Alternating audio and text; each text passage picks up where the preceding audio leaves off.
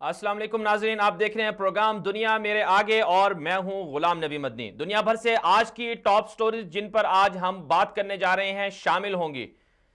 अफगानिस्तान के अंदर वजीर खारजा शाह महमूद कुरैशी का दोबारा से दौरा सामने आया है। काबुल दौरे के दौरान एक और धमाके की खबरें भी सामने आ रही हैं और अफगान हुकूमत के साथ जो मुज़ाकरात का अमल है वो भी जारी है और अफगान हुकूमत अमरीकी अफवाज को निकालने के हवाले से परेशान भी है, ये भी आपको बताएंगे। और तालिबान के जो साथ जो मुज़ाकरात चल रहे हैं अमेरिका के साथ, उसका मुस्तकबिल क्या होगा ये भी आपको बताएंगे। इस तरह एक और स्टोरी शामिल करेंगे। पाकिस्तान से अल Aziziya steel mills flagship reference में बड़ा फैसला सामने आया है। नवाज शरीफ को 7 साल की जेल हुई है और अब नवाज शरीफ को सजा जैसे हुई है तो पीपल्स पार्टी और मुत्तहिदा मजलिस अमल का भी मुस्तकबिल क्या होगा ये भी आपको बताएंगे। इसके अलावा एक और स्टोरी शामिल करेंगे। आसिफ अली जरदारी, बहरिया टाउन और ओमनी ग्रुप्स की जेर तफ्तीश जायदाद की खरीदो फरोख्त पर पाबंदी आयद कर दी गई है और पीपल्स पार्टी के रहनुमाओं का मुस्तकबिल भी तारीख नजर आ रहा है, ये भी आपको बताएंगे। और क्रिसमस की आमद है, तारीख और इसकी हैसियत क्या है, लेकिन इस्लामी नुक्ता नजर क्या है, क्या मुसलमान क्रिसमस की किसी को मुबारकबाद दे सकते हैं, ये भी आपको बताएंगे। और साथ साथ सूडान जो एक बड़ा अरब मुल्क है वहां पर एहतजाजी मुजाहरे जारी हैं और हुकूमत जाने का खतरा भी है और अपोजिशन जमातें भी बाहर निकली हुई हैं सड़कों पर, ये भी आपको बताएंगे। और बांग्लादेश से शामिल करेंगे स्टोरी कि बांग्लादेश में इंतखाबात होने जा रहे हैं इसी हफ्ते। खालिदा जिया हसीना वाजिद में टफ का मुकाबला है। बांग्लादेश में इंडिया और पाकिस्तान की जो मुदाखलत है वो भी सामने रखेंगे, कौन आगे है कौन पीछे है। शाम से फौजें निकालने का जो फैसला था, अमेरिका के इस फैसले के खिलाफ शाम का मुस्तकबिल क्या होगा, फिर तुर्की और ईरान, रूस और शाम के अंदर ये क्या कर रहे हैं और इनके मफादात क्या हैं, ये भी आपको बताएंगे। और आखिर में आपको बताएंगे कि सऊदी अरब में पहला रोबोट जो है उसे सरकारी मुलाजमत का ओहदा दे दिया गया है।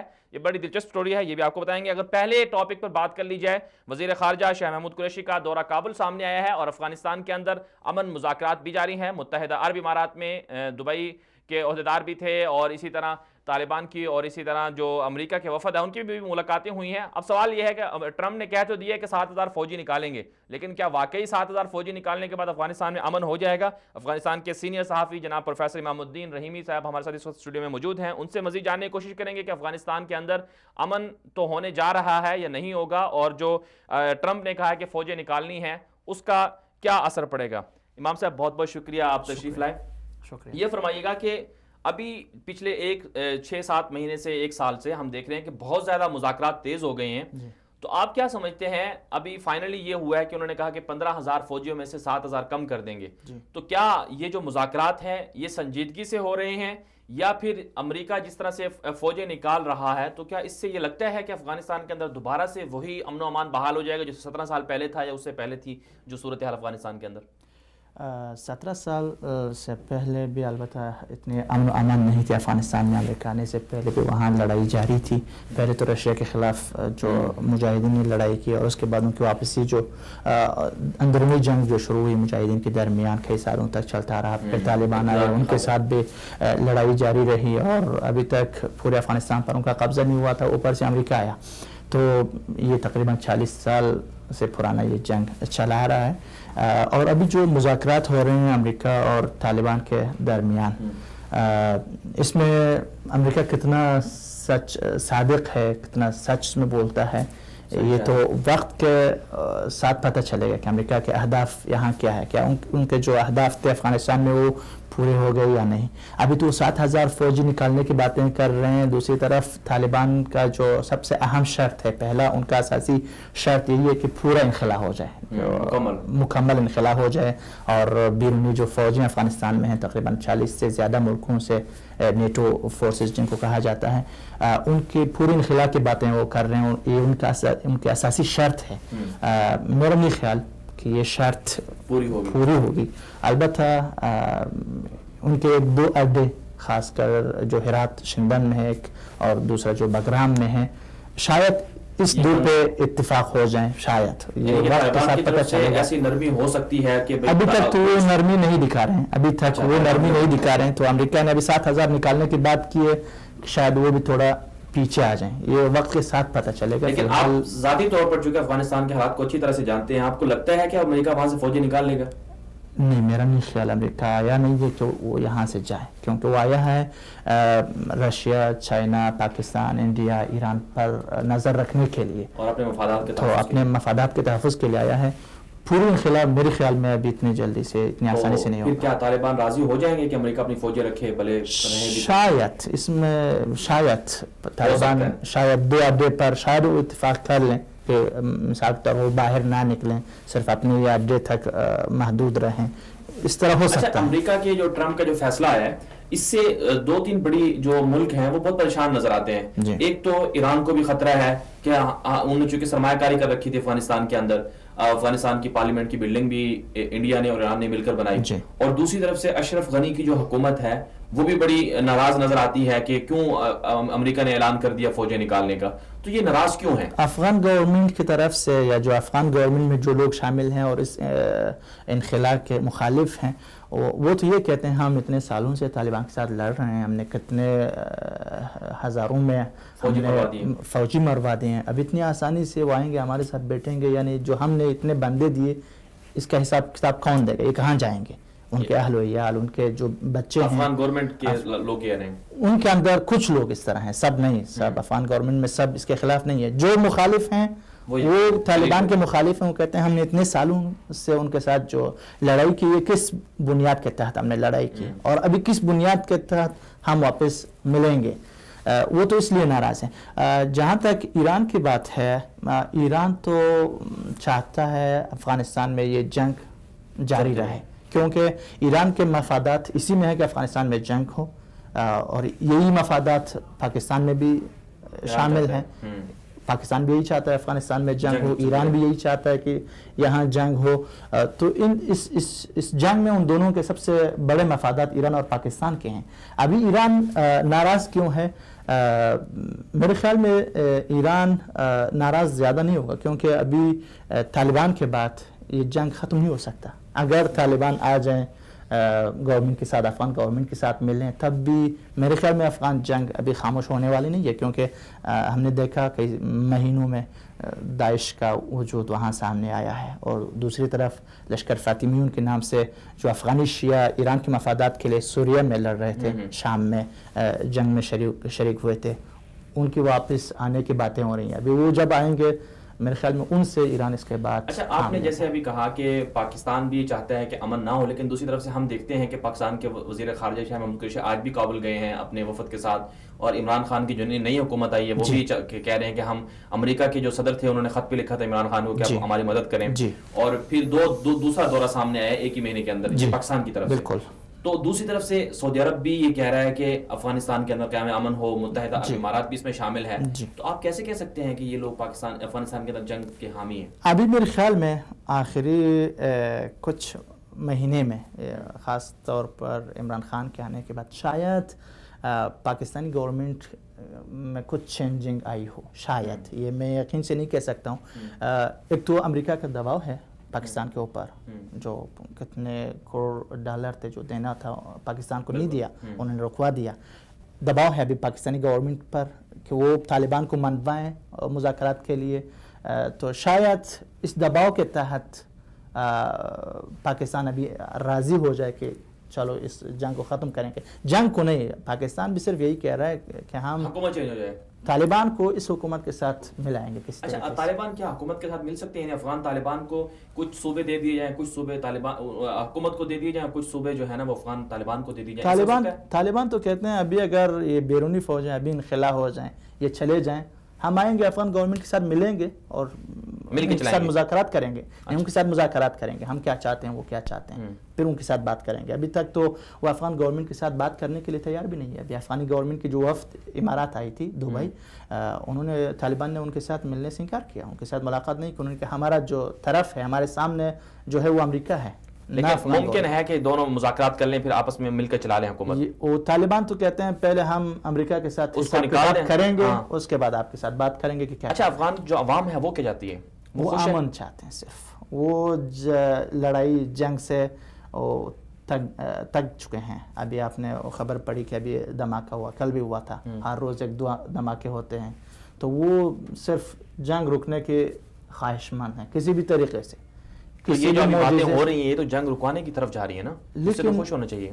ہاں باتوں سے تو وہ خوش ہو رہے ہیں لیکن اندر جو کچھ ہو رہا ہے یہ بالکل اس کے مخالف ہے. اب افغان اخبار پڑھ لیں ہر روز. ابھی امارات میں مذاکرات چل رہا ہے تو وہاں طالبان کے بندے مر رہے ہیں, دوسری طرف فوجی مر رہے ہیں, عام لوگ مر رہے ہیں. لڑائی تو بالکل زیادہ ہو رہی ہے, کم نہیں ہوا ہے, لیکن یہ صلح کی باتیں بھی ہو رہی ہیں. میرا نہیں خیال کہ اتنی آسانی سے. اچھا آخری سوال آپ سے, جیسے آپ نے کہا کہ ایران بھی پریشان ہے اور کسی حد تک چاہتا بھی ہے کہ جنگ نہ ختم ہو, اپنے مفادات بھی ہیں. انڈیا بھی ایک بڑا پارٹنر ہے افغانستان کے اندر, اس نے بڑے استثمارات یعنی کہ سرمایہ کاری کر رکھی ہے. اس حوالے سے آپ کیا کہیں گے کہ ان کی سرمایہ کاری کو بھی نقصان ہو سکتا ہے؟ نہیں, انہوں نے اتنی زیادہ سرمایہ کاری افغانستان میں نہیں کی ہے. اچھا, ایران نے بہت زیادہ کی ہے, لیکن انڈیا نے افغانستان میں اتنی سرمایہ کاری نہیں کی جس سے اس کو نقصان پہنچائے. شاید اس کے پاکستان کے خلاف جو تضادات ہے اس کی وجہ سے کسی حد تک اس کے مفادات یہاں ہیں کہ کسی طریقے سے یہاں پاکستان کو دباؤ میں رکھا جائے افغانستان کے گورنمنٹ کی طرف سے, لیکن اس کے عرض میں زمین پہ اس طرح استثمارات نہیں ہے جس سے وہ پریشان ہو جائے. اچھا, افغانستان کی جو گورنمنٹ نے چابہار کے اندر شمولیت کا کہا تھا, لیکن دوسری طرف سے پاکستان کا گوادر بھی بن رہا ہے. پاکستان چاہ رہا ہے کہ افغانستان کو بھی گوادر میں شامل کر لے, تو کیا افغانستان میں شامل ہو سکتا ہے؟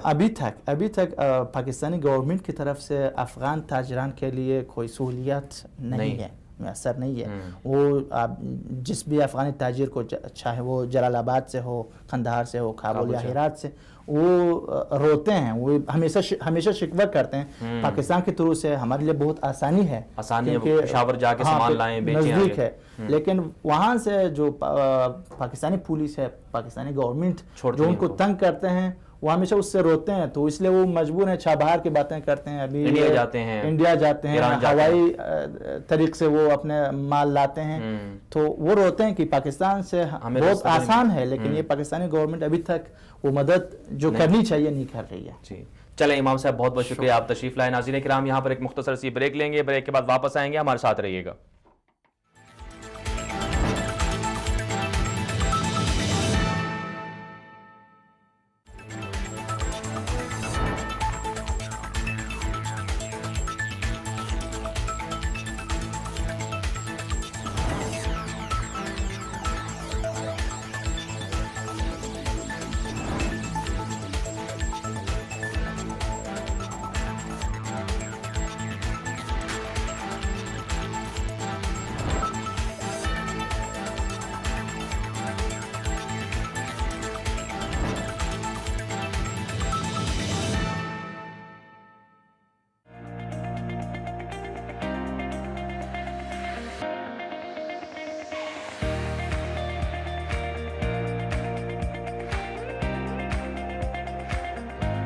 ایشیا سے افریقہ تک,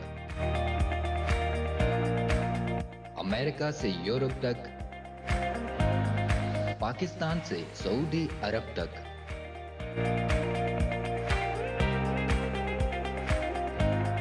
دنیا بھر کی تازہ اور مستند خبریں, بے لاگ اور منفرد تجزیات,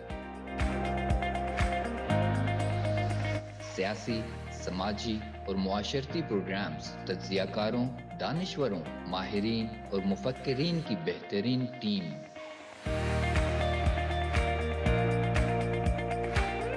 اردو زبان کے سب سے بڑے مستند چینل 24 اردو کے ذریعے ہر پل رکھے گی آپ کو باخبر.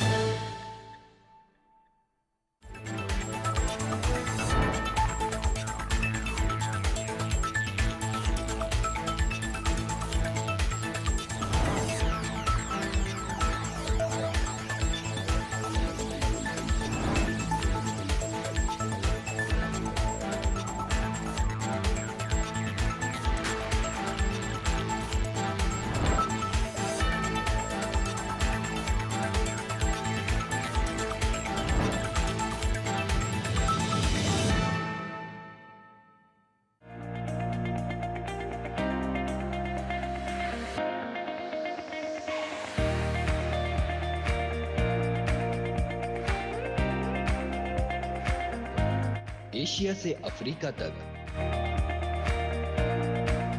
امریکہ سے یورپ تک، پاکستان سے سعودی عرب تک،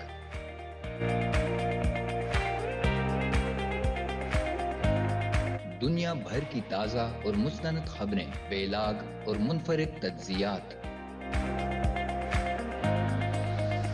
سیاسی، سماجی اور معاشرتی پروگرامز، تجزیہ کاروں، دانشوروں، ماہرین اور مفکرین کی بہترین ٹیم،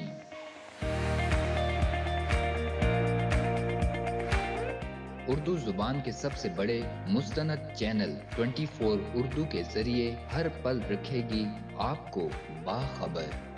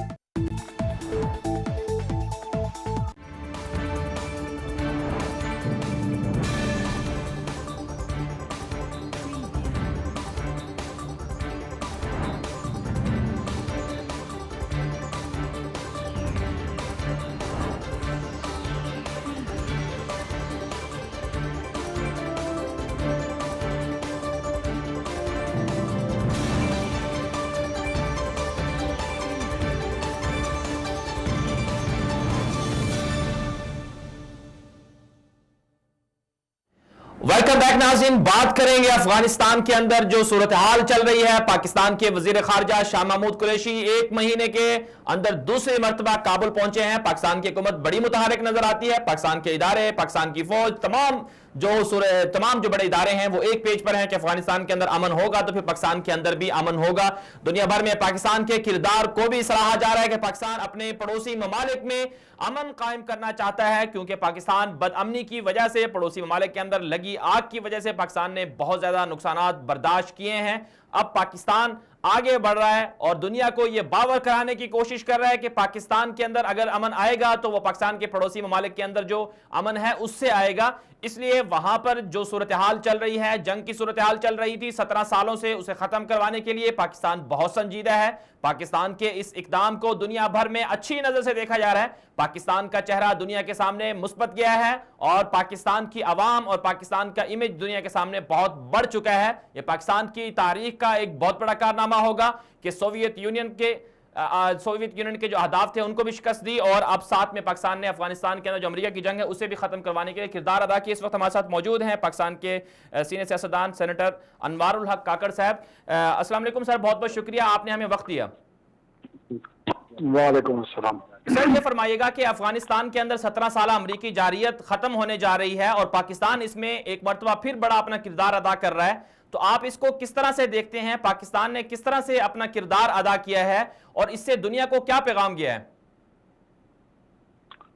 دیکھیں جی، یہ 17 سال کی جو تاریخ افغانستان میں رقم ہوئی ہے، اس میں بڑے اتار چڑھاؤ آئے، اور ان اتار چڑھاؤ جو 2002 کے ابتدائیہ سال تھے اس میں طالبان اور ان کی تحریک کو انتہائی منفی انداز میں دیکھ رہے تھے۔ 17 سال کے بعد وہی منفی تاثر، وہی منفی طاقت جس کو سمجھا جا رہا تھا وہ خطے میں مثبت ہو گئی ہے، وہ خطے میں امن کی ضامن بن گئی ہے، وہ خطے میں سب سے بڑی سٹیک ہولڈر کے طور پہ بن گئی ہے۔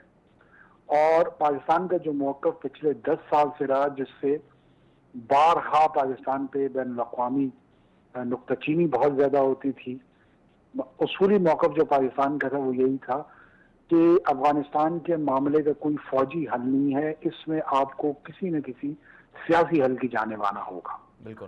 امریکہ اور اس کے اتحادی جتنے تھے وہ اس حقیقت کا سامنا کرنے سے آنکھیں چرا رہے تھے، اور بالآخر میں یہ سمجھتا ہوں کہ یہ پاکستان کی ڈپلومیسی کی، سفارتکاری کی، اور اس کی جو ریئلزم تھی اور جو ایک ٹرو اسسمنٹ تھی خطے کی صورتحال کی، وہ اب سب کے سامنے آ گئی ہے اور یہ بہت بڑی کامیابی ہے۔ انوار صاحب، آپ کیا سمجھتے ہیں کہ اب جو پاکستان کے شمالی علاقوں میں جو بدامنی تھی، ظاہر سی بات ہے وہ افغانستان سے زیادہ ہوتی تھی، اور بلوچستان کے اندر بھی چونکہ آپ کا تعلق ہی بلوچستان سے ہے، تو اب کیا سمجھتے ہیں اب رک جائے گی جو بدامنی کی واقعات ہوتے رہتے تھے؟ دیکھیں، اگر یہ ظاہر ہے افغان صورتحال جو ہی تبدیلی کی طرف آتی ہے اور وہاں پہ حکومتی جو امور ہے وہ دوسرے لوگوں کے ہاتھ میں آتے ہیں، تو اس کے اثرات بلوچستان پہ بڑے مثبت پڑیں گے، پاکستان پہ مثبت پڑیں گے۔ ہمارا جو مغربی بارڈر ہے، ہم یہ امید کرتے ہیں کہ فینسنگ کے بعد اور وہاں پہ ایک ایسی حکومت ہو جس کو پاکستان میں گر اندازی میں دلچسپی نہ ہو، جس کو پاکستان میں دہشت گردی میں دلچسپی نہ ہو، وہ ہر حوالے سے افغانستان کے لیے بھی بہتر ہے اور پاکستان کے لیے بہتر ہے۔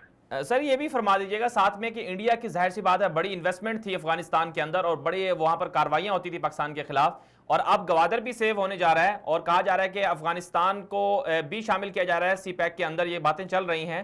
تو آپ اس پورے تناظر کو کس طرح سے دیکھتے ہیں؟ انڈیا کو کتنا نقصان ہو رہا ہے اور انڈیا کا مستقبل افغانستان سے ختم ہو جائے گا، پھر پاکستان کو بھی تو محفوظ ہو جائے گا پاکستان اس سے بھی؟ دیکھیں، ہندوستان اس خطے کی جو اسسمنٹ کر رہا ہے وہ اپنے خواہشات کی بنیاد پہ کر رہا ہے، اور ان کے عام بدقسمتی سے ایک جو ہندواتا کی فکری اور سیاسی سوچ ابھر کے سامنے آ رہی ہے، وہ اس رنگ میں ہندوستان کو بھی رنگنا چاہتے ہیں اور پورے خطے کو اس حوالے سے دیکھتے ہیں۔ اب آپ کی خواہشات جو ہے وہ آپ کی سیاست پہ حاوی نہیں ہو سکتی ہے، سیاست جو ہے وہ آپ کے ریئلزم کے بنیاد پہ چل سکتے ہیں۔ انہوں نے افغان سوسائٹی کو سمجھنے میں، افغانستان کو سمجھنے میں بہت زیادہ مس کیلکولیشن کی، اس لیے اپنے 17 سال وقت بھی برباد کیا اور ریسورس بھی برباد کیا۔ اگر وہ اس کی اسمت ٹھیک کرتے تو شاید اس نتیجے پہ نہ پہنچتے جہاں وہ آج کھڑے ہیں۔ جی سر، آخر میں یہ فرما دیجیے گا، چونکہ آپ سینٹ سے بھی تعلق رکھتے ہیں، سینیٹر بھی ہیں، تو آپ کی جو سینٹ ہے اس میں جو لوگ ہیں ان کی کیا رائے ہے اس حوالے سے کہ یہ پاکستان جو چونکہ تحریک انصاف کی حکومت کرنے جا رہی ہے، تو باقی جو سیاسی جماعتیں ہیں تو کیا وہ اس فیصلے سے مطمئن ہیں؟ دیکھیں، میں سمجھتا ہوں یہ پاکستان کے نیشنل انٹرسٹ کا ایشو ہے، اور اس میں اکراس دا بورڈ جتنی بھی پولیٹیکل پارٹیز ہیں وہ اچھی طریقے سے ان کو یہ احساس ہے کہ خطے میں اور بین الاقوامی طور پہ پاکستان پھر اہمیت اختیار کر گیا ہے، اور کسی طور پہ وہ پاکستان کی اہمیت کو انڈرمائن نہیں کریں گے۔ بالکل، چلیں سر، بہت بہت شکریہ، آپ نے ہمیں وقت دیا۔ یہ تھے ہمارے ساتھ سینئر سیاستدان جناب انوار الحق کاکڑ، سینیٹر ہیں، ان کا بہت اچھا کہنا تھا، بہت اچھی گفتگو تھی۔ ناظرین کرام، آگے بڑھیں گے چونکہ وقت مختصر ہے، بہت سی سٹوریز پر ہم نے مزید بھی بات کرنی ہے۔ العزیزیہ سٹیل ملز اور فلیگ شپ ریفرنس کا بڑا فیصلہ سامنے آیا ہے، نواز شریف کو 7 سال جیل کی سزا سنائی گئی ہے، گرفتار بھی کر لیا گیا ہے اور ساتھ ساتھ ان پر بھاری جرمانہ بھی عائد کیا گیا، ان کے بچوں پر بھی جرمانہ عائد کیا گیا ہے۔ پاکستان کی تاریخ کا ایک اور بڑا فیصلہ تھا، لیکن سوال پھر عوام یہی کر رہی ہے، دوبارہ سے عوام سوال اٹھا رہی ہے کہ جس طرح سے پہلے انہیں گرفتار کیا گیا تھا ایون فیلڈ ریفرنس کے اندر، پھر ان کے فیصلے کو کالعدم کر دیا گیا، بری کر دیا گیا، اور جو سارا ایک معاملہ چلا ہے پچھلے 1-1.5 سال سے، تو کیا اب یہ جو 2 نئے فیصلے، 2 نئے جو کیسز تھے، ان میں جو فیصلے ہوئے ہیں، کیا اب پھر دوبارہ ایسے ہونے جا رہا ہے کہ عوام کو ایک چیز کے پیچھے لگا دیا جاتا ہے، لیکن نتیجہ کیا نکلتا ہے؟ 1.5 سال کے بعد جب ہائی کورٹ میں اپیل ہوتی ہے یا پھر سپریم کورٹ میں اپیلیں ہوتی ہیں تو اس فیصلے کو کالعدم قرار دیا جاتا ہے۔ پھر سب سے بڑا سوال یہ ہے کہ اس طرح کے کیسز پر جو اخراجات ہوتے ہیں، قومی اخراجات ہوتے ہیں، اور جو سیکیورٹی پر وسائل خرچ کیے جاتے ہیں، اور پھر جو عوام کو ایک پورا ایک ایسے تذبذب کا شکار رکھا جاتا ہے، اس کا فائدہ کیا ملے گا؟ اس کا جو اگر یہ فیصلے ختم ہو جاتے ہیں، یہ ساری صورتحال ختم ہو جاتی ہے، تو جو اتنا سارا پیسہ خرچ کیا گیا اس کا حساب کون دے گا؟ یہ عوام بھی پوچھنا چاہ رہی ہے۔ پھر سوال یہ بھی ہے کہ کیا محض سزائیں دینے سے، جیلوں میں ڈالنے سے، کیا پاکستان کا جو عوام ہے ان کا کوئی فائدہ ہوگا؟ پاکستان کے اندر جو پاکستان کا خزانہ تھا، پاکستان کے خزانے کو کوئی فائدہ ہوگا؟ یا پھر محض یہ سزائیں دینا جسے کچھ لوگ یہ بھی کہہ رہے ہیں کہ سیاسی انتقام ہے، اور کچھ لوگ یہ بھی کہہ رہے ہیں کہ بہت اچھا ہوا ہے، تحریک انصاف والے اس پر بڑی خوشیاں منا رہے ہیں، جبکہ مسلم لیگ نون والے یہ کہہ رہے ہیں کہ یہ سیاسی انتقام ہے، اور پھر دوسری طرف سے جو باقی سیاسی جماعتیں ہیں، اپوزیشن جماعتیں ہیں، متحدہ مجلس عمل ہے، اور اس کے ساتھ ساتھ جو پیپلز پارٹی ہے وہ بھی یہ کہنے جا رہی ہے کہ یہ سیاسی انتقام چل رہا ہے۔ لیکن عوام یہ سوال کرتی ہے، پاکستان پاکستان کی عدالتوں سے، پاکستان کی عدلیہ سے، پاکستان کے سیاستدانوں سے کہ آخر ان کو کب انصاف ملے گا، ان کی جو بنیادی ضروریات ہیں وہ کب پوری ہوں گی. تو یہ بڑا ایک سوال ہے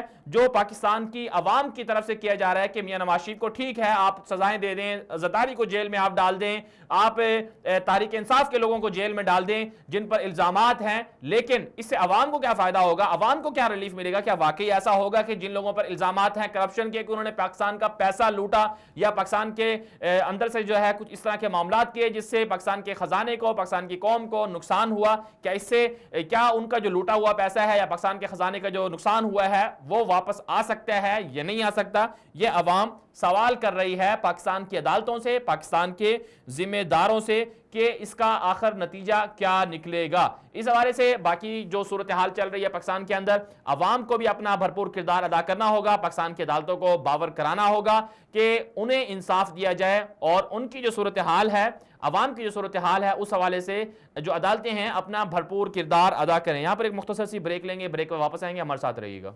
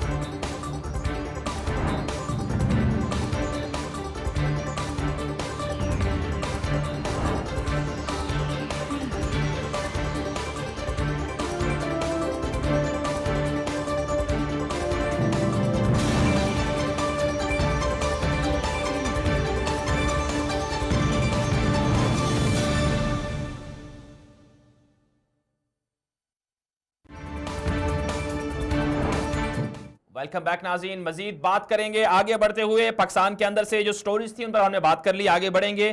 سوڈان کے حوالے سے بات کر لیتے ہیں. احتجاجی مظاہرے جاری ہیں اور حکومت جانے کا خطرہ بھی ہے. سوڈان کے اندر یہ سلسلہ چل رہا ہے اور احتجاجی مظاہروں کے اثرات کیا ہوں گے؟ پچھلے 4 دنوں سے مسلسل جو سوڈان ایک عالم عرب کا بڑا ملک ہے، وہاں پر کشیدہ صورتحال چل رہی ہے. اسی حوالے سے ابھی ہمارے ساتھ لائن پر موجود ہوں گے ماہر امور عالم عرب علی ہلال صاحب. ان کو ہم کال پر لینے کی کوشش کریں گے اور ان سے جاننے کی کوشش کریں گے کہ یہ ہو کیا رہا ہے. شام کے اندر پہلے امریکہ نے بدامنی پھیلائی. جو عرب بہار تھی بنیادی طور پر 2011 کے سال میں جب شروع ہوئی، تیونس سے شروع ہوئی وہ عرب بہار، اس میں پہلے تیونس کو رگڑا گیا، پھر اس کے بعد لیبیا کا نمبر آیا، وہاں پر معمر قذافی کو مار دیا گیا، اور پھر اس کے بعد مصر کے اندر جو حسنی مبارک تھے ان کی حکومت کا تختہ الٹ دیا گیا. پھر ساتھ ساتھ جو شام کی صورتحال ہے وہ بدامنی کی طرف چلی گئی، اور پھر جو باقی ممالک ہیں خلیجی ممالک ان کو بھی تباہ کرنے کی کوشش کی گئی. مزید جان لیتے ہیں. اس وقت ہمارے ساتھ لائن پر موجود ہیں جناب علی ہلال صاحب جو ماہر امور عالم عرب ہیں اور انویسٹیگیشن جرنلسٹ بھی ہیں. علی ہلال صاحب بہت بہت شکریہ، آپ نے ہمیں وقت دیا.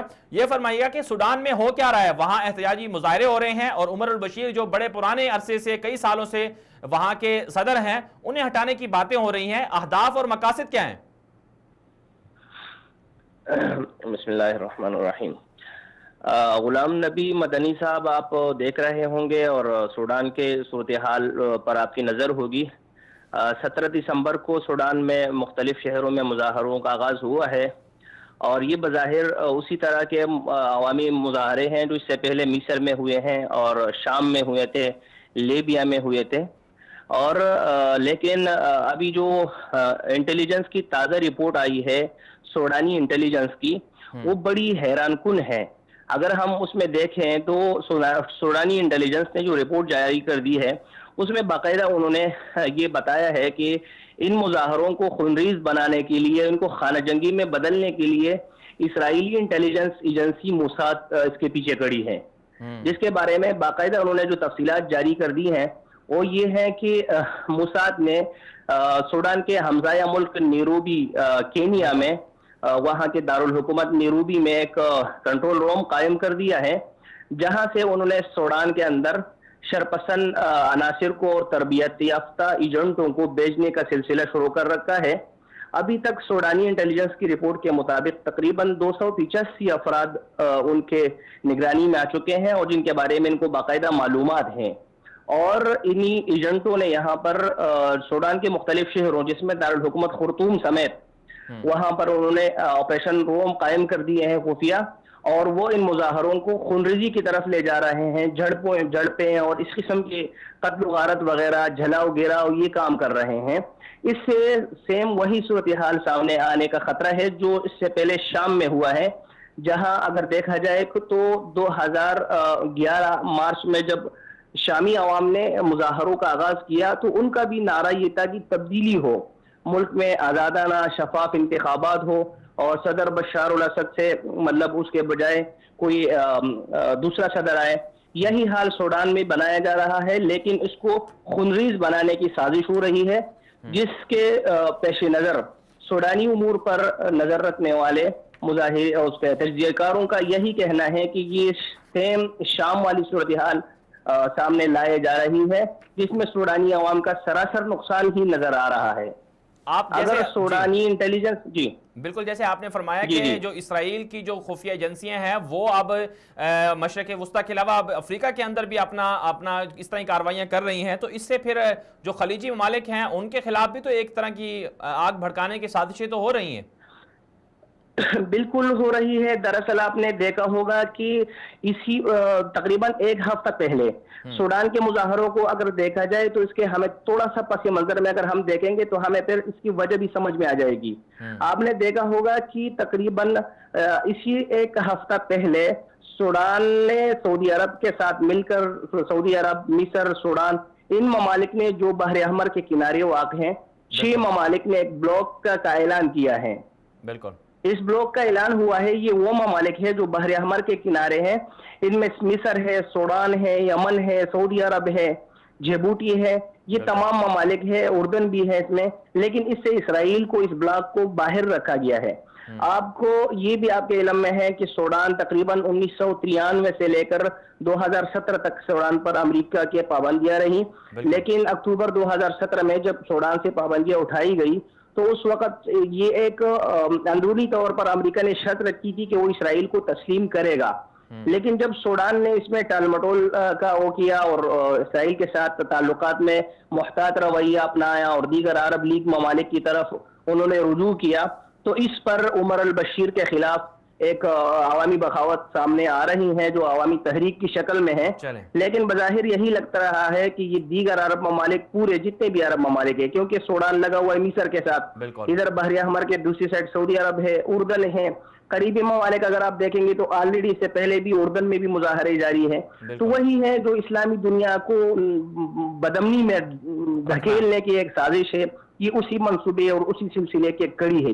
جی چلیں علی صاحب، بہت بہت شکریہ، آپ نے ہمیں اپڈیٹ کیا. ناظرین کرام، سوڈان کی ابتر صورتحال پر ہم بات کر رہے تھے کہ وہاں پر احتجاجی مظاہرے ہو رہے ہیں اور وہاں کی حکومت کو بھی بڑے خطرات ہیں، لیکن اس کے پیچھے جو مظاہروں کے پیچھے جو لوگ ہیں وہ یا تو پھر اسرائیل ہیں یا پھر جو استعماری ممالک ہیں وہی ہیں. وہ چاہتے ہیں کہ کسی طرح سے عالم اسلام کو مطمئن نہ ہونے دیا جائے، عالم اسلام کو بدامن رکھا جائے. آگے بڑھتے ہیں، بنگلہ دیش کی بات کر لیتے ہیں. بنگلہ دیش میں رواں ہفتے انتخابات ہونے جا رہے ہیں. 29 اور 30 دسمبر کی جو تاریخ کا اعلان کیا گیا تھا، وہاں پر بنگلہ دیش میں نئے انتخابات ہیں. اس حوالے سے جو دو بڑی بیگمات ہیں بنگلہ دیش کی، شیخ حسینہ واجد اور خالدہ ضیاء، ان کے درمیان بڑا ٹف کا مقابلہ ہے اور کہا یہ جا رہا ہے کہ دوبارہ سے حسینہ واجد ہی کی حکومت آئے گی، خالدہ ضیاء کو حکومت نہیں مل سکتی. جو اپوزیشن رہنما ہیں، جو اپوزیشن جماعتیں ہیں بنگلہ دیش کی، وہ بھی بڑی مایوس دکھائی دے رہی ہیں، کیونکہ ان میں سے ان کے بہت سے لوگوں کو گرفتار کر لیا گیا اور بہت سے لوگوں کو جیل پر ڈال دیا گیا. مزید بات کر لیتے ہیں بنگلہ دیش میں کیا ہو رہا ہے، انتخابات میں کون جیتے گا۔ اس وقت ہمارے ساتھ لائن پر موجود ہیں سینئر صحافی جناب سیف اللہ خالد صاحب۔ سیف اللہ خالد صاحب، بہت بہت شکریہ، آپ نے ہمیں وقت دیا۔ یہ فرمائیے گا کہ بنگلہ دیش میں عام انتخابات ہو رہے ہیں اور جو دو بیگمات ہیں ان کا سلسلہ ہے حکومت کے اوپر، اور پھر یہ بھی کہا جا رہا ہے کہ جو انڈیا ہے وہ بھی بھاری سرمایہ کاری کر رہا ہے بنگلہ دیش کے اندر، تو یہ ساری صورتحال چل کیا رہی ہے؟ اور جو اپوزیشن جماعتیں ہیں وہاں کی، بالخصوص جو مذہبی جماعتیں ہیں، جماعت اسلامی اور جو لوگ ہیں، ان کے خلاف بھی بڑا کریک ڈاؤن چل رہا ہے، تو بنگلہ دیش میں یہ کیا ماجرا چل رہا ہے؟ بسم اللہ الرحمن الرحیم۔ مدنی صاحب، بنگلہ دیش میں پچھلے کچھ عرصہ سے جو صورتحال چل رہی ہے اسے ہم دنیا کی بدترین فسطائیت تو کہہ سکتے ہیں، جمہوریت نہیں کہہ سکتے۔ ان کی جو پرائم منسٹر ہیں ان کا معاملہ یہ ہے کہ وہ انڈین را کی ایک پپٹ ہیں، اور عملی طور پہ انہوں نے بنگلہ دیش کا اقتدار انڈینز کے حوالے کر رکھا ہے۔ وہاں فیصلے بھارت کے ہوتے ہیں اور عمل درآمد حسینہ واجد کر رہی ہے۔ جس طرح سے انہوں نے فرینڈز آف بنگلہ دیش کے نام سے پاکستان توڑنے والے لوگوں کو ایوارڈز دینے کا سلسلہ شروع کیا، اور ایک طے شدہ معاملہ تھا کہ جن لوگوں نے اس وقت پاکستان کے حق میں جنگ لڑی ان کو نہیں چھیڑا جا سکتا تھا، کیونکہ انہوں نے اس وقت کے اپنے ملک کے لیے جنگ لڑی، لیکن ان کو پھانسیوں پہ لٹکایا گیا۔ مذہبی جماعتوں کے ہر اس کارکن اور لیڈر کو جو حسینہ واجد کے خلاف کھڑا تھا، جو انڈیا کے خلاف کھڑا تھا، اسے پاکستان کا ایجنٹ قرار دے کے جیلیں بھر دی گئی، پھانسیوں پہ لٹکا دیا گیا۔ خالدہ ضیاء کتنا عرصہ جیل میں اس نے گزارا، اور اب صرف پچھلے الیکشن میں خالدہ ضیاء نے اور جماعت اسلامی نے اور دیگر جماعتوں نے بائیکاٹ کر دیا تھا، کیونکہ وہ الیکشن تھا ہی نہیں، وہ تو سلیکشن تھی۔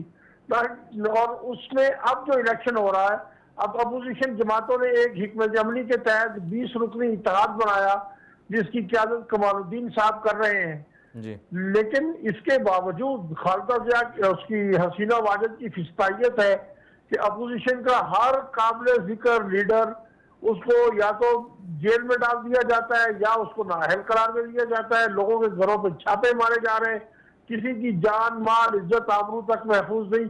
کیا یہ ہوتا ہے الیکشن؟ بالکل دنیا میں مجھے نہیں سمجھ آتی کہ پاکستان میں قادیانیوں کے خلاف کسی قسم کا کوئی کارروائی نہ ہونے کے باوجود امریکہ پاکستان کے خلاف الزام تراشیاں شروع کر دیتا ہے۔ لیکن بنگلہ دیش میں جو کچھ ہو رہا ہے یہ کون سی جمہوریت ہے، کون سے انسانی حقوق ہیں؟ وہ تو مقبوضہ کشمیر کی طرح انڈیا کی ایک مقبوضہ ریاست کا منظر پیش کر رہا ہے۔ سیف اللہ صاحب، وہاں میں انسانی حقوق بالکل سیف اللہ صاحب، انسانی حقوق کی وہ پامالیاں بھی ہو رہی ہیں۔ ایک اور بات جو ہے، کچھ دن پہلے خبر سامنے آئی تھی کہ پاکستان کے سفارت خانوں کے جو اہلکار ہیں ان کو بھی تنگ کیا جا رہا ہے اور ان کا سامان بھی کچھ چوری کر لیا گیا تھا۔ تو پاکستان کے خلاف اس طرح کی باتیں بنگلہ دیش سے کیوں ہوتی ہیں؟ پاکستان کس طرح سے وہاں پر اپنا اثر و رسوخ بڑھا سکتا ہے؟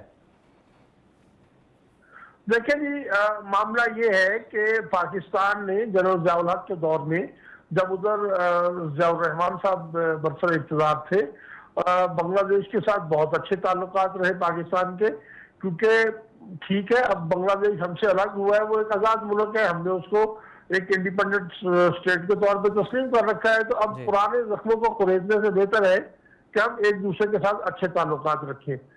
پرویز مشرف صاحب آئے، انہوں نے ایک اور قدم آگے بڑھایا جو کہ ناپسندیدہ عمل تھا پرویز مشرف کا، اس کو ایسا نہیں کرنا چاہیے تھا۔ اس نے کہا جی ہم 71 کے مظالم پہ معافی مانگتے ہیں، حالانکہ 71 کے مظالم بھارت کے تھے، معافی بھارت کو مانگنی چاہیے تھی، لیکن چلے وہ ہوا گزرا۔ لیکن جب سے یہ حسینہ واجد برسر اقتدار آئی ہیں، انہوں نے وہاں کوئی ایک باعزت دو ملکوں کے تعلقات کے لیے کوئی راستہ چھوڑا ہی نہیں ہے۔ یہ پہلی مرتبہ نہیں ہوا کہ پاکستانی سفارتکاروں کو تنگ کیا جا رہا ہے۔ جب سے حسینہ واجد آئی ہیں اس وقت سے ڈھاکہ میں پاکستانی سفارتکاروں کے لیے حالات دہلی کے مقابلے میں بھی بدتر ہو چکے ہیں۔ ابھی آپ نے وہ خبر جس کا ذکر کیا، شرمناک بات ہے حسینہ واجد کے لیے کہ سفارتکاروں کا سامان چوری کر لیا گیا، سفارت خانے میں چوریاں ہو رہی ہیں، سفارتکار جو ہے وہ آزادانہ نقل و حرکت نہیں کر پا رہے پاکستان کے، اور پاکستان کے لیے اتنی نفرت بڑھا دی گئی ہے وہاں پہ کہ جس کی کوئی حد نہیں ہے۔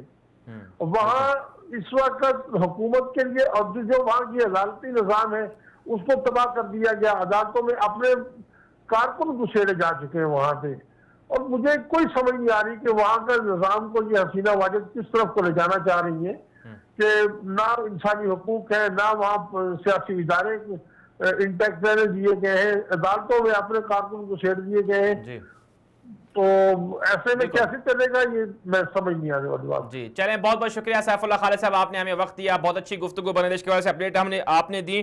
ناظرین کرام آگے بڑھیں گے، کرسمس 25 دسمبر کو عیسائیوں کا تہوار ہے، کیا کرسمس کی تقریبات میں مسلمانوں کو شامل ہونا یا مسلمانوں کو مبارکباد دینا جائز ہے یا نہیں ہے؟ اسلام اس حوالے سے کیا کہتا ہے اور عیسائی دنیا میں یہ کرسمس منایا کیوں جاتا ہے، اسی حوالے سے آپ کو معلومات دیں گے، لیکن ایک مختصر سی بریک کے بعد ہمارے ساتھ رہیے گا۔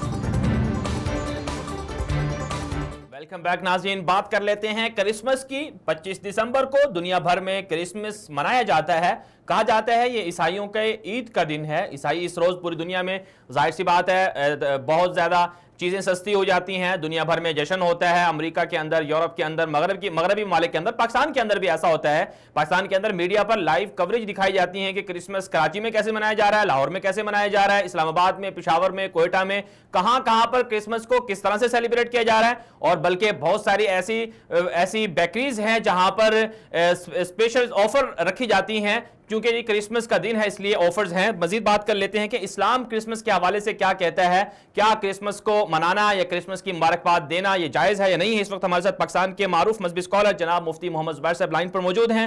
مفتی صاحب بہت بہت شکریہ، آپ نے ہمیں وقت دیا۔ یہ فرمائیے گا کہ کرسمس کی تاریخ کیا ہے اور اس کی یہ منایا کیوں جاتا ہے؟ پھر پاکستان کے اندر بھی ہم نے دیکھا کہ مختلف جگہوں پر، مختلف شہروں پر اس کی باقاعدہ لائیو کوریج ہوتی ہے، تو کیا ایک اسلامی ملک میں ایسا کرنا ٹھیک ہے؟ کرسمس کی مبارکباد دینا بھی ٹھیک ہے؟ پھر بہت سے ممالک ایسے بھی ہیں، مغربی ممالک جہاں مسلمان بہت کم ہوتے ہیں، عیسائی زیادہ ہوتے ہیں، وہاں بھی تقاریب ہوتی ہیں، کیا وہاں پر بھی مسلمان جا سکتے ہیں اس طرح کی تقاریب میں؟ بسم اللہ الرحمن الرحیم، نحمدہ ونصلی علی رسول الکریم، اما بعد، قل هو اللہ احد اللہ الصمد لم یلد ولم یولد ولم یکن لہ کفوا احد، صدق اللہ العظیم۔ اصولی بات یہ ہے کہ غیر مسلموں کی عید یا ان کا کوئی بھی مذہبی تہوار ہو، مسلمانوں کے لیے اس میں شریک ہونا جائز نہیں ہے۔ چنانچہ عیسائیوں کے ساتھ کرسمس میں شریک ہونا یا ان کی کرسمس تقریب و محفل میں شرکت کرنا یا ان کی عبادت گاہوں میں جانا شرعاً بالکل جائز نہیں۔ اسی طرح عیسائیوں کو کرسمس کی مبارکباد دینا یا ان کو اس موقع کی مناسبت سے تحفہ و ہدیہ دینا بھی شرعاً جائز نہیں، اس سے احتراز کرنا لازم ہے، کیونکہ عیسائی اس دن کو حضرت عیسیٰ علیہ السلام کا یوم ولادت سمجھ کر اپنے مذہبی تہوار کے طور پر تعظیماً مناتے ہیں، اور شریعت کا قانون یہ ہے کہ کفار جو دن اپنے مذہبی شاعر کے طور پر اور تعظیماً مناتے ہوں، ان میں مسلمانوں کا شریک ہونا اور مسلمانوں کا اس میں کفار کی مشابہت اختیار کرنا شرعاً بالکل ناجائز ہے۔ بلکہ یاد رکھنا چاہیے کہ اگر کرسمس کی مبارکباد یا ان کے کرسمس پروگرام میں شریک ہونے سے ان کے دین اور مذہب کی تعظیم اور عظمت مقصود ہو تو اس میں تو کفر کا قوی اندیشہ ہے۔ اس لیے کرسمس کے موقع پر نصارہ اور عیسائیوں کے ساتھ یکجہتی یا محبت کی غرض سے شرکت سے اجتناب کرنا انتہائی ضروری ہے، کیونکہ یہ کام بعض صورتوں میں کفر ورنہ کم از کم سخت گناہ ہونا تو طے ہے۔ اس سلسلے میں حضرت عمر رضی اللہ تعالیٰ عنہ کا یہ تاریخی جملہ یاد رکھنے کے قابل ہے کہ لا تدخلوا علی المشرکین فی کنائسہم یوم عیدہم فإن السخطۃ تنزل علیہم، مشرکین کی عید کے دن ان کے کنیسوں اور عبادت گاہوں میں مت جاؤ، اس لیے کہ اس موقع پر خدا کا غضب نازل ہوتا ہے۔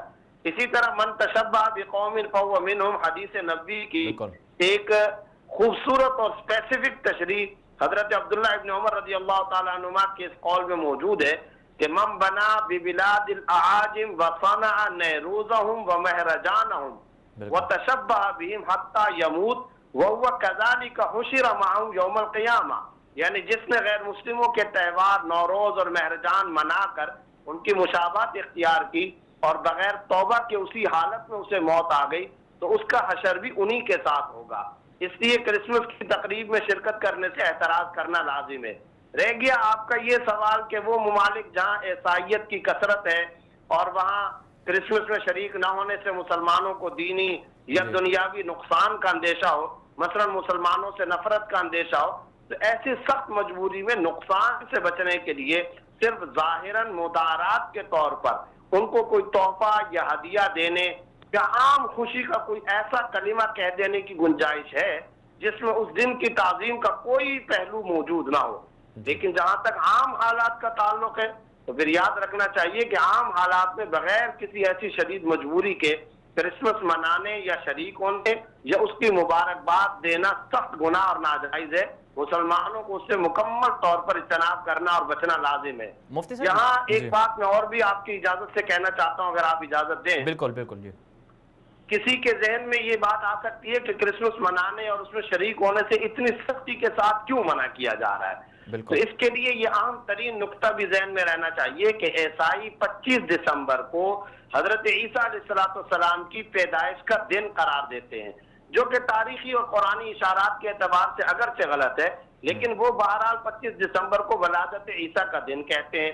اور پھر یہ بات بھی سب کو معلوم ہے کہ عیسائی حضرت عیسیٰ علیہ السلام کو نعوذ باللہ اللہ کا بیٹا قرار دیتے ہیں۔ تو گویا 25 دسمبر کو پوری عیسائی دنیا، پوری کائنات میں ببانگ دوہر یہ اعلان کر رہی ہوتی ہے کہ آج کے دن اللہ کا بیٹا پیدا ہوا ہے۔ ذرا سوچئے اس سے بڑا شرک دنیا میں اور کیا ہو سکتا ہے؟ اس شرک اعظم کے اظہار سے انسانی دل دہل جانے چاہیے۔ اس پر قرآن کریم کا لب و لہجہ آپ ملاحظہ اور سماعت فرمائیں۔ سورہ مریم کی آیت نمبر 88 تا 91 پڑھتے چلے جائیے۔ وَقَالُوا اتَّخَذَ الرَّحْمَنُ وَلَدًا لَقَدْ جِئْتُمْ شَيْئًا إِدًّا تَكَادُ السَّمَاوَاتُ يَتَفَطَّرْنَ مِنْهُ وَتَنشَقُّ الْأَرْضُ وَتَخِرُّ الْجِبَالُ هَدًّا أَن دَعَوْا لِلرَّحْمَنِ وَلَدًا وَمَا يَنبَغِي لِلرَّحْمَنِ أَن يَتَّخِذَ وَلَدًا۔ یہ مشرکین کہتے ہیں کہ اللہ نے بیٹا اختیار کیا۔ اے مشرکو، تم بہت بھاری چیز لائے ہو۔ آگے اللہ تعالیٰ سخت غضب کا اظہار کرتے ہوئے فرماتے ہیں کہ ان کے اس خطرناک جملے اور سنگین ترین شرکیہ قول سے قریب ہے کہ آسمان پھٹ پڑے، زمین کے ٹکڑے ٹکڑے ہو جائیں اور پہاڑ ڈہ کر گر پڑے کہ رحمان نے بیٹا جنا، رحمان نے بیٹا اختیار کیا۔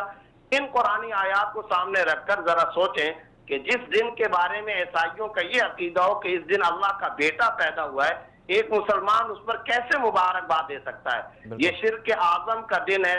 میں تو درخواست کرتا ہوں کہ اس دن ہم سب کو توحید کی گواہی دینی چاہیے۔ اس دن کو ہم بکثرت سورہ اخلاص کی تلاوت، شہادت اور توحید کی سچی گواہی کا دن بنا لیں۔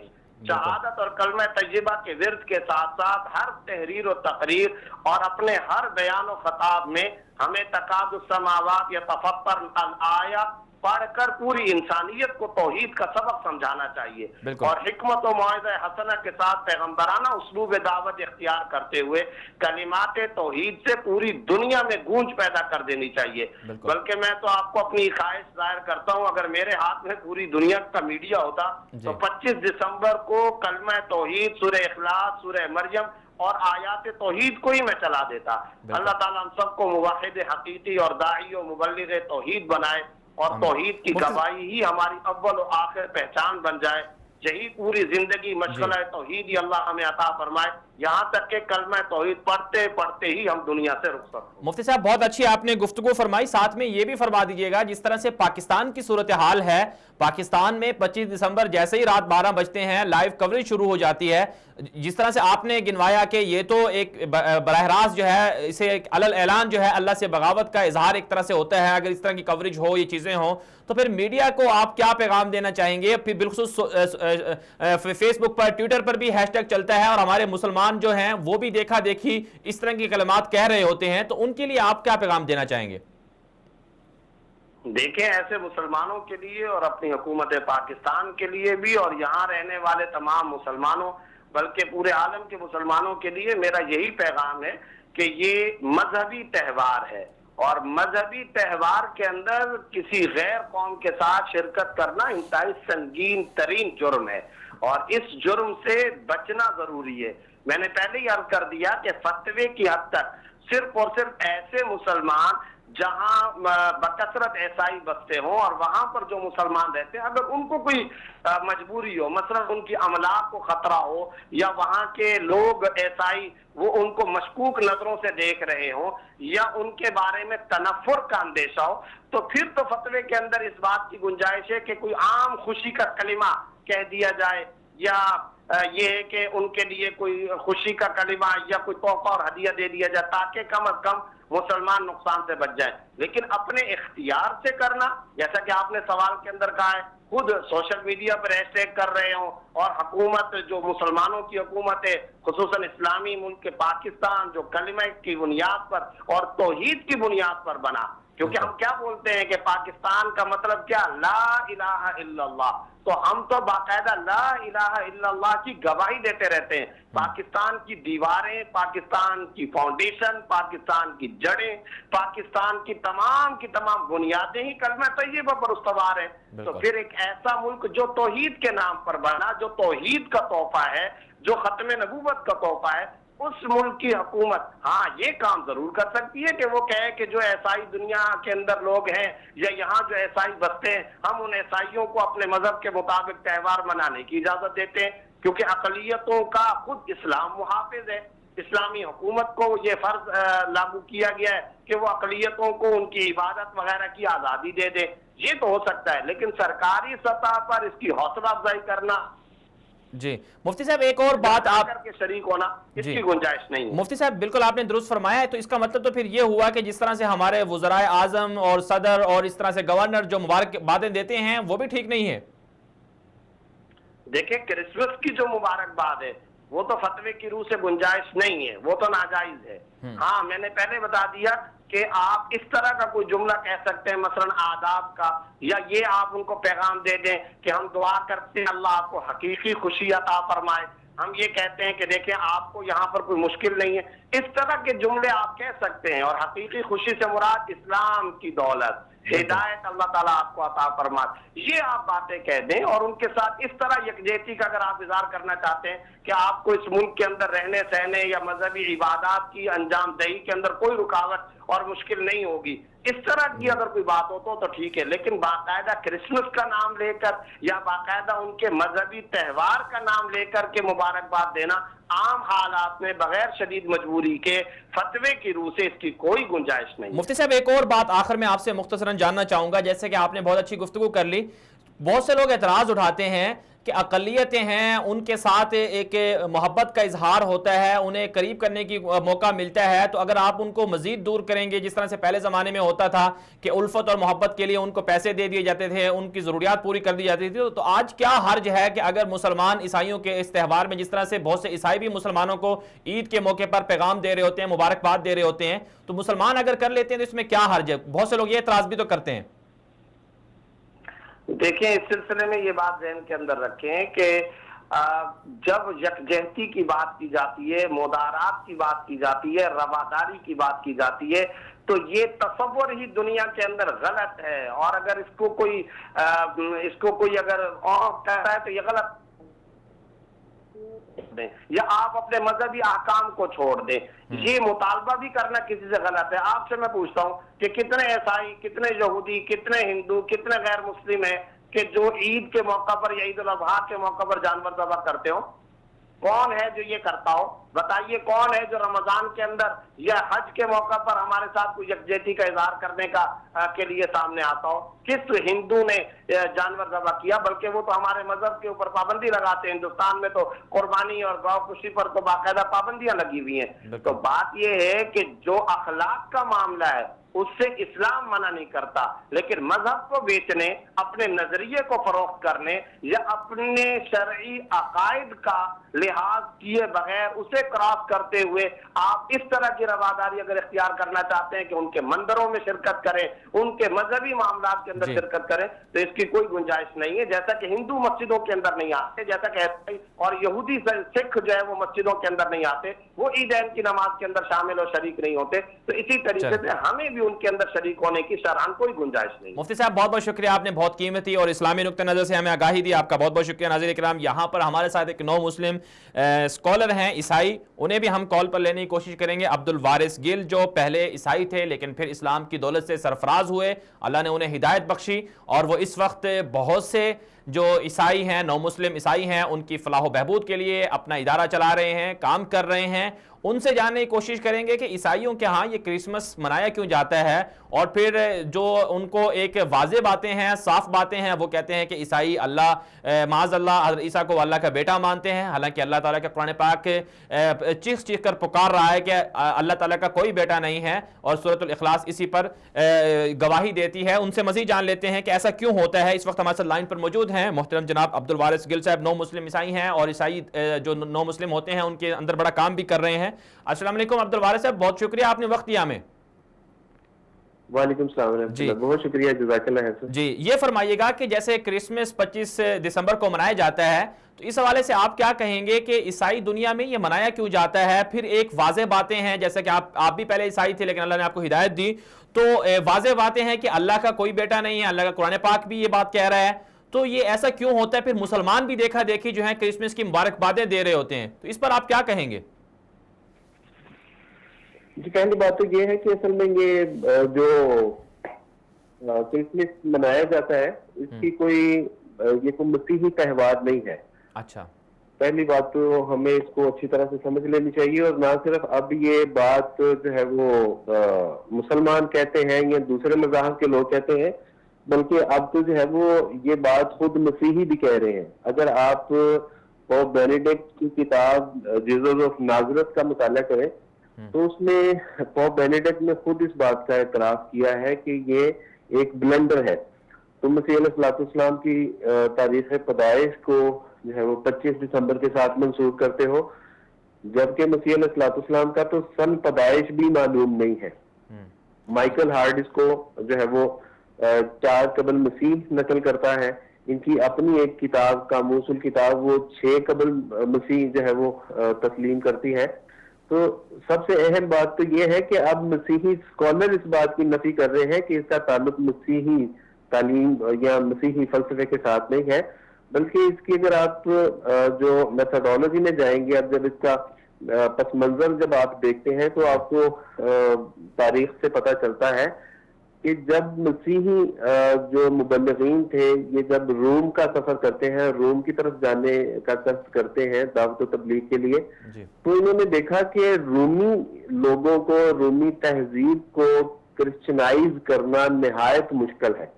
लिहाजा इन्होंने उनकी तहजीब को ना सिर्फ अपनाया बल्कि उनके कई ऐसे त्योहार थे जिसमें एक जो ये त्योहार था जिसको जश्न ज़ुहल के नाम से मनाया जाता था, इसको उन्होंने एज इट इज लिया और सेम उन्हीं दिनों, उन्हीं मौसमों, उन्हीं महीनों में से ये एक त्योहार इन्होंने मंसूब किया कि मसीह अलैहिस्सलाम के साथ भी सारे मामला। तो इन्होंने क्रिश्चियनिटी रोमी मजहब को क्रिश्चियनाइज करने की बजाय पहले खुद इन्होंने रोमन तहजीब को लिया, यानी कि उनके अतवार अकायद नजरियात को, और उसके बाद इन्होंने उनके ऊपर जो है वो अपनी ईसाइयत की दावत और तबलीग का सिलसिला जारी और सारी किया। अच्छा, तो पहली बात तो यह है कि इसके कई यानी कि सैकड़ों में शवाहद हैं, बाइबल से लेके तारीखी हवाला और दीगर आप किताब का मुताला करें तो सबसे पहले तो बात ये क्लियर है कि ये मसीही त्योहार नहीं है। जी, आप कुछ बता रहे थे? जी, दूसरा ये मैं आपसे पूछना चाहूंगा, जैसे आपने इसकी पूरी तारीख बता दी, तो पाकिस्तान के अंदर फिर इसमें बहुत से मुसलमान भी और मीडिया भी, पता नहीं क्या कुछ कौन कौन लोग शामिल होते हैं, उस हवाले से कुछ ईसाई भी जाहिर सी बात है खुश होते होंगे, और आपने चूंकि इस्लामी तालीमात का भी मुताला कर रखा है, तो मुसलमानों के लिए आप क्या पैगाम देना चाहते हैं?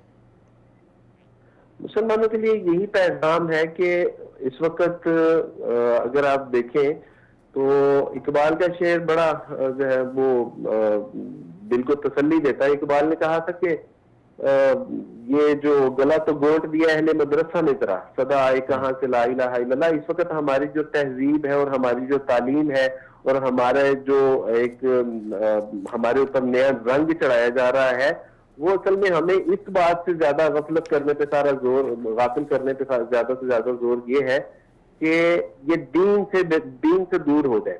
اور اس وقت جو لوگ ان تمام تقریبات میں یا ان تمام مشاغل میں مشغول ہیں، وہ ان کو اس بات کا پتہ ہی نہیں ہے کہ کتنی اسٹرانگ ان کی تہذیب ہے، اسلام کا مقام و مرتبہ کیا ہے، اسلام کا فلسفہ حیات اور آخرت کی نجات اور عقیدہ توحید. ان کو شاید اس بات کا پتہ ہی نہیں ہے، اس لیے وہ صرف اس بات پہ کہ مسیح علیہ الصلوۃ والسلام ایک شام مسیح علیہ الصلوۃ والسلام کے نام، جبکہ ان کو پتہ ہی نہیں ہے کہ ہر دن مسلمان جو ہے وہ انبیاء علیہ الصلوۃ والسلام کی نہ صرف ان کے نام کرتا ہے بلکہ ان کے طور طریقے، ان کی سنتوں، ان کی عادات و اطوار کے مطابق زندگی بسر کر کے وہ روزانہ ان انبیاء علیہ الصلوۃ والسلام. تو ہمیں یہ فلسفہ ہمیں یہ ایک لالی-پاپ دیا جاتا ہے کہ ایک شام مسیح علیہ الصلوۃ والسلام کے نام. تو سچی بات ہے کہ ہم ان لوگوں سے وہ لوگ ہمیں کیا سکھانے کی کوشش کریں گے کہ جن کی اپنی تہذیب اور تمدن ناچ گانا ہے اور مخلوط نظام ہے، اور وہ لوگ ہمیں کیا انبیاء علیہ الصلوۃ والسلام سے محبت کا درس دیں گے جو خود تو کتوں کے ساتھ ہوتے ہیں لیکن اپنے والدین کو اولڈ ایج ہوم میں چھوڑ آتے ہیں. مسلمانوں سے میں یہی گزارش کروں گا کہ اپنے اللہ اور اس کے رسول صلی اللہ علیہ وسلم کی تعلیمات دیکھیے. اور ہمیں تو باقاعدہ اطاعت اور اتباع کا حکم دیا گیا ہے، ہمیں ایک شام مسیح علیہ الصلوۃ والسلام کے نام کا فلسفہ جو ہے یہ نہیں دیا گیا. تو ہمیں تو پوری صاحب ایک اور بات جو ہے آخر میں مختصراً آپ سے جاننے کی کوشش کروں گا. جیسے کہ آپ نے بتایا کہ پوری تاریخ کیا ہے کرسمس کے حوالے سے، ایک بڑا اعتراض کیا جاتا ہے پاکستان کی. اگر کوئی مسلمان اس طرح کی چیزوں میں اگر یہ بات کرتا ہے کہ آپ کرسمس نہ منائیں یا آپ ہیپی کرسمس نہ کہیں، اس طرح کی چیزیں اگر آپ نہیں کہیں تو آپ کو شدت پسند کا طعنہ دیا جاتا ہے اور کہا جاتا ہے کہ اگر اس طرح کی چیزیں پاکستان میں ہوں گی تو پاکستان میں اقلیتوں کو جو ہے عیسائی برادری ہے اس کو حقوق نہیں مل رہے ہیں. تو چونکہ آپ بھی عیسائیت سے پہلے رہے تھے اور آپ نے قریب سے دیکھا، تو پاکستان کے اندر تو مسلمان تو اب بھی بلکہ اسلام بھی یہ کہتا ہے کہ اقلیتوں کے پورے حقوق ہیں. تو اس حوالے سے آپ کیا کہیں گے کہ یہ اعتراض کیا جاتا ہے، یہ اعتراض کیسا ٹھیک ہے کہ اگر آپ نہیں منائیں گے تو ان کا دل ٹوٹے گا، اگر آپ منا لیں گے تو ان کی دل جوئی ہوگی، تو اور پھر حقوق جو ہیں پاکستان کے اندر پورے ملتے ہیں اقلیتوں کو؟ آپ مجھے نہیں پتا کہ جو ہمارے ویورز ہیں آپ کے توسط سے جو ہماری بات کو سن رہے ہیں، دیکھ رہے ہیں، یہ میری بات کا کس حد تک یقین کریں گے. میں نے اپنی زندگی کے 27 سال عیسائیت میں گزارے، عیسائی معاشرے میں گزارے، عیسائی کلچر میں گزارے، اور آپ یقین جانیے کہ ہمیں صرف یعنی کہ جب میں اپنی بات کرتا ہوں کہ مجھے صرف عیسائیت کے حقوق نہیں ملے، بلکہ میں یہ کہوں کہ ہم نے عیسائیت میں اس معاشرے میں عیاشی کی ہے، تو یہ کوئی مبالغہ رائے نہیں ہے. ہم اس معاشرے میں عیاشی کرتے ہیں. جتنے حقوق پاکستان میں اقلیتوں کو دیے جاتے ہیں، یقین جانیے کہ اتنے حقوق شاید جو ہے نا وہ میجورٹی کو نہیں ملتے، یعنی کہ مسلمانوں کو اتنے حقوق نہیں ملتے جتنے اقلیتوں کو حقوق ملتے ہیں. ہم کبھی آپ نے نہیں سنا ہوگا کہ حکومتی سطح پہ یا غیر سرکاری سطح پہ یا کسی نے جلوس نکالے ہو. ہم تو یہ کہتے ہیں کہ جو اسلام نے ان کے حقوق دیے ہیں، بلکہ اس بار تو ہمارے ادارے نے غیر مسلموں کے حقوق کے اوپر جو ہے وہ باقاعدہ ایک کتاب شائع کی کہ بھائی ہوش کے ناخن لوگ، یہ غیر مسلم بہن بھائیوں کے حقوق ہیں، ان کو ادا کرنے میں ہم نے پورا اپنا جو ہے نا وہ اپنا پوری کانسنٹریشن کے ساتھ ان کے حقوق ادا کرنے تاکہ روزے حشر والے دن پکڑ نہ ہوتے. تو عمر فاروق رضی اللہ تعالیٰ عنہ نے بھی یہی کہا تھا کہ ان کے حقوق ان کو ادا کیے جائیں گے. بس یہ ہے کہ یہ اپنی عیدیں، اپنے تہوار، اپنی دعوت و تبلیغ کھلے عام نہیں کر سکتے. تو یہ اپنے مراکز میں، اپنے چرچ، اپنے جو ہے وہ گرجوں میں رہتے ہوئے یہ کرتے بھی ہیں اور ان کو کبھی کسی نے روکا بھی نہیں ہے. اور جیسے کہ میں نے کہا کہ نہ صرف حقوق ادا ہو رہے ہیں بلکہ جو کرسچن کمیونٹیز ہیں، سچی بات ہے وہ اس وقت پاکستان کی لاڈلی کمیونٹیز میں ہے، وہ لاڈلی مائنورٹیز میں ہے. تو ایسا یہ بات بالکل غلط ہے کہ ان کو جو ہے وہ ان کے حقوق ادا نہیں کیے جاتے. اور اگر کوئی ایسا شخص ہے تو اس کو چاہیے کہ وہ میڈیا پہ آ کے کم سے کم جو ہے وہ اپنی آواز تو کرے کہ جی ہمارے یہ حقوق دبائے جاتے ہیں، ان معاملات میں جو ہے وہ ہمیں جو ہے وہ نظر انداز کیا جاتا ہے. میرا نہیں خیال کہ کوئی ایک بھی ایسا شخص ہوگا. چلیں عبد الوارث صاحب آپ کا بہت بہت شکریہ, آپ نے بہت اچھی گفتگو کی. ناظرین کرام چونکہ وقت ختم ہو چکا ہے, مختصراً صرف 1 منٹ کے لیے اپنی آخری سٹوری پر بات کر لیتے ہیں, دلچسپ ہے. سعودی عرب میں پہلے روبوٹ کو سرکاری ملازم متعین کر دیا گیا ہے. سعودی عرب کی طرف سے جو خبر سامنے آئی ہے کہ مصنوعی ذہانت اور ٹیکنالوجی کے سرکاری شعبے میں استعمال کرنے والے ممالک میں اب سعودی عرب بھی شامل ہو گیا ہے, اور سعودی عرب کی جنرل فاؤنڈیشن برائے ٹیکنیکل پیشہ ورانہ تربیت کے شعبے میں پہلا روبوٹ جو ہے وہ تعینات کر دیا گیا ہے. کل اتوار کے روز یعنی گزشتہ کل جو ہے اس روبوٹ کو ذمہ داری سونپی بھی گئی ہے, اور اس حوالے سے جو سعودی وزیر تعلیم ہیں ڈاکٹر احمد علیسہ اور گورنر ہیں ڈاکٹر احمد الفہد, انہوں نے بھی اسے سراہا ہے. بڑی اچھی بات ہے کہ ایک جو جدید جو ہے ٹیکنالوجی اس کی طرف سعودی عرب بڑھ رہا ہے. ناظرین کرام چونکہ فیس بک پر بھی ہمیں کافی لوگ دیکھ رہے ہیں, ان میں سے کافی لوگوں نے کمنٹس بھی کیے ہیں. ایک ہمیں دوست سے جو ہیں فیس بک پہ دیکھنے والے وانی آصف, وہ کہہ رہے ہیں کہ وہ کشمیر جو آکوپائڈ کشمیر ہے, مقبوضہ کشمیر, وہاں سے وہ ہمیں دیکھ رہے ہیں, ہمیں پسند کر رہے ہیں. وانی آصف آپ کا بہت بہت شکریہ. اور اس کے ساتھ ساتھ عثمان گل نے ہمیں کمنٹس بھی کیا ہے, ان کا بھی بہت شکریہ, آپ نے بھی چینل کو سراہا. اور اسی طرح کمہار رشید, انہوں نے بھی کہا کہ ہم انڈیا آکوپائڈ کشمیر سے دیکھ رہے ہیں. یہ ہمیں فیس بک کے ہمارے آفیشیل پیج جو ہے 24 اردو کے, اس پر ہمیں یہ کمنٹس آئے ہیں. اور اشرف پارے وہ بھی کہہ رہے ہیں کہ ہم کشمیر سری نگر سے دیکھ رہے ہیں اس چینل کو, بہت اچھی بات ہے. اور اس کے علاوہ عبداللہ علی نے بھی کمنٹ کیا ہے, محمد ہارون نے بھی کمنٹ کیا ہے, سراہا ہے. مسٹر فاروق نے کمنٹ کیا ہے, انہوں نے بھی سراہا ہے. اور مونس حسین نے بھی کمنٹ کیا ہے. اور اس کے ساتھ ساتھ جمشید سیفی نے بھی کمنٹس کیا ہے, بہت بہت شکریہ. اور عرفان قریشی نے بھی کمنٹس کیا ہے, ہمیں بہت بہت شکریہ ہمارے آفیشیل چینل پر. اور جہاں سے منہاس ہمارے ساتھی دوست ہیں, انہوں نے بھی کمنٹس کیا ہے. تمام دوستوں کا, تمام دیکھنے والوں کا جو اس وقت ہمارے چینل کو 24 اردو کو دیکھتے ہیں, پسند کرتے ہیں اور اسے سراہتے ہیں, ان سب کا شکریہ. آپ بھی اگر ہمارے پروگرام میں اور ہمارے ساتھ شامل ہونا چاہیں تو اپنا کمنٹس بھی کر سکتے ہیں, اور فیس بک کے ہمارے آفیشیل پیجز کو بھی لائک کر سکتے ہیں, دنیا میرے آگے پیجز کو بھی لائک کر سکتے ہیں. آج کے دنیا میرے آگے پروگرام کے لیے اتنا ہی. اور جو ہماری ٹیکنیکل ٹیم ہے جن میں ہمارے پروڈیوسر افضال احمد اور ان کے ساتھ جو ان کے نائب پروڈیوسر ہیں وہ عبدالاحد صاحب, ان کا بھی, اور ساتھ ساتھ جو ذیشان احمد ہیں ہمارے کوارڈینیٹر, ان کا بھی سب کا شکریہ کہ ہمارے اس دنیا میرے آگے پروگرام کو اچھی طرح سے ہم ناظرین کرام آپ کے لیے پیش کرتے ہیں. اس حوالے سے آپ ہمیں اپنا فیڈ بیک بھی دے سکتے ہیں اس پروگرام کو مزید اچھا اور عمدہ بنانے کے لیے, 24 اردو کے باقی پروگراموں کو عمدہ بنانے کے لیے. ہمارے پروگرام کو اور ہمارے چینل کو ایسے ہی دیکھتے رہیے اور اپنی رائے کا اظہار بھی کرتے رہیے. آج کے لیے اتنا ہی, اجازت دیجیے, اللہ حافظ.